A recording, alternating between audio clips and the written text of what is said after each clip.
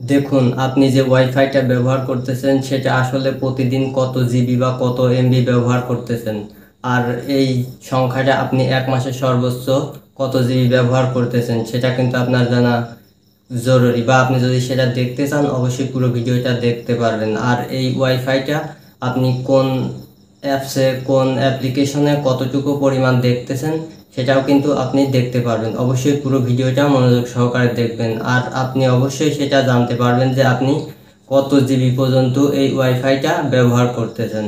চলে আসলাম মোবাইল স্ক্রিনে, তো এখান থেকে দেখাবো যে কত জিবি পর্যন্ত এক মাসে ব্যবহার করা হয়েছে। তো এখান থেকে উপর থেকে কিন্তু টান দিব, টান দিয়ে ওয়াইফাইতে প্রবেশ করব। তো টান দেওয়ার পরে এই ওয়াইফাইতে কিন্তু চাপ দিয়ে ধরে রাখবো।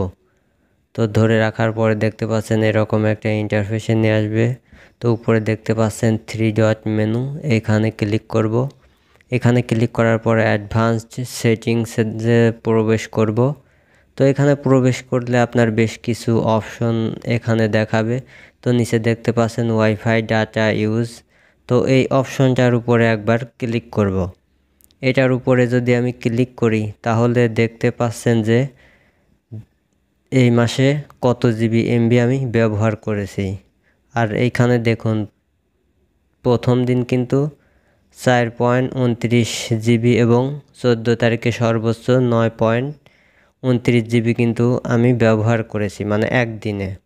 আর এইখানে দেখতে পাচ্ছেন যে 30 তারিখে এই জিবি আমি ব্যবহার করছি, 3.53 জিবি আমি এই এমবিটা ব্যবহার করেছি, ঠিক আছে।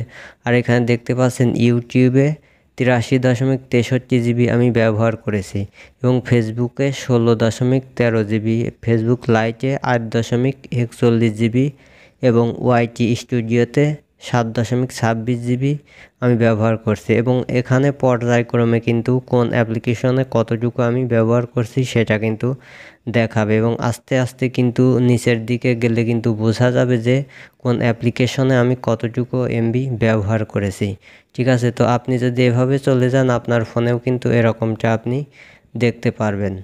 তো দেখতে পাচ্ছেন যে দিস মান্থ, এ মাসে আমি 146 জিবি কিন্তু নেট ব্যবহার করেছি। তো আপনি যদি দেখতে চান আপনাকেও কিন্তু এরকমটা দেখতে হবে, এরকমটা করতে হবে। এরকম গেলে আপনি দেখতে পারবেন যে কোন তারিখে কত জিবি আপনি ব্যবহার করেছেন এবং কতটুকু এমবি আপনি ইউজ করেছেন। তো এই ছিল মোটামুটি ভিডিও। আশা করি ভিডিওটা দেখে একটু হলেও উপকৃত হয়ে থাকলে অবশ্যই ভিডিওতে একটা লাইক করবেন, কমেন্ট করবেন, চ্যানেলটা সাবস্ক্রাইব করে রাখবেন।